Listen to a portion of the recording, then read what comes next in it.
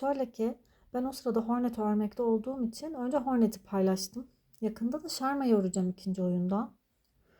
Ama benim her zaman favorim Knight oldu. Şu tatlılığına bakın. Her ne kadar Hornet'in ikinci oyundaki lore'unu bilmesem de ne olursa olsun hiçbir zaman Knight'ın yerine geçemeyeceğini düşünüyorum. Çünkü nedense hemen göstereyim.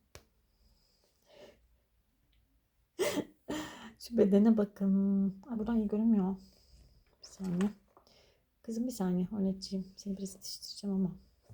Sorry. Biraz sembolik oldu. Evet. Şu bedene bakar mısınız? Bu kadar sevimli bir beden. Olabilir mi ya?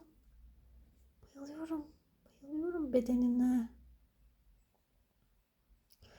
İşte sırf bu sebeple ay bu netleşmiyor mu? Neyse artık anlaşıldı bence. Ne diyorsunuz? Evet, çok güzel. Çok sevimli bir beden.